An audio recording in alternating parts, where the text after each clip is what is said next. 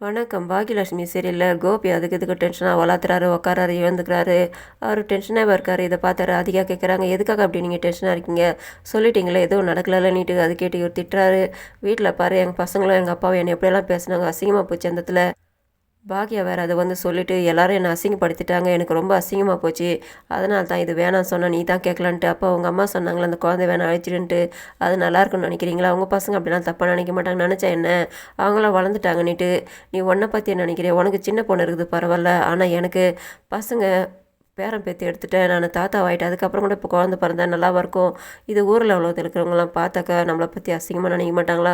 தெரிஞ்சவங்களாம் கேள்வி கேட்பாங்க, பசங்களுக்கு அவங்களோட ஃப்ரெண்டுங்களோட கேட்டு கிண்டல் பண்ணுவாங்க, இதெல்லாம் நல்லாவா இருக்குதுன்ட்டு இவர் சொல்லி புலம்புறாரு.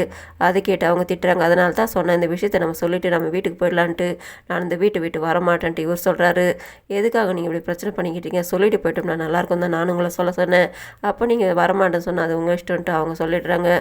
இதே நேரத்தில் பாக்யாவை முடிச்சுட்டு பத்துக்கிட்டு இருக்காங்க. கோபி இந்த மாதிரி பண்ணதால் அவங்க மனசு வருத்தப்பட்டிருக்காங்க, அழுதுகிட்டு இருக்காங்க. இந்த இடத்துல எழில் வராரு. வந்துட்டு அவங்க அம்மாவோட தலையை தடவிட்டு கையை பிடிச்சி கொஞ்ச நேரம் அழுதுட்டு அவர் கிளம்புறாரு.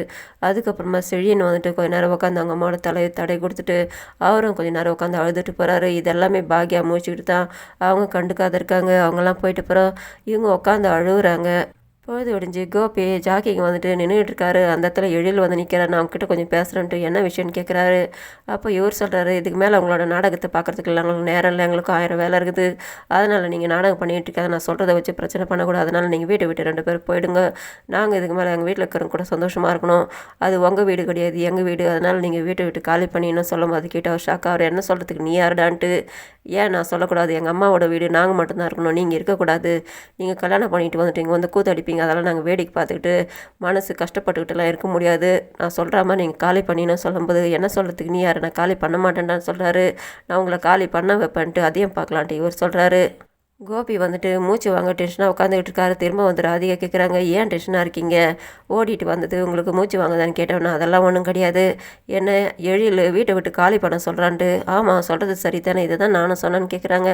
அப்போ கிடையாது, இந்த வீட்டை விட்டு நான் போக மாட்டேன், என்னோட வீடுன்ட்டு நீங்கள் வித்துட்டீங்கன்னு சொல்லும்போது பாக்யானை ஏமாற்றி வாங்கிட்டான்ட்டு இவர் சொல்கிறாரு.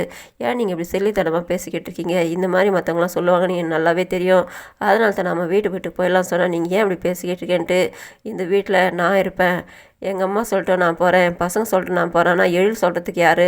அவன் அம்மா பையன், அவள் சொல்கிறது தான் அவன் பேசுவான், அதனால் அவள் சொல்லி தான் இவன் பேசுவான், அதனால் நான் அந்த வீட்டை விட்டு போக மாட்டேன்ட்டு இவர் சொல்கிறாரு. எழில் வீட்டுக்கு வராரு. வீட்டில் வந்தாக்கா செழியன் அப்போ தான் ஜாகிங் கிளம்புறாரு.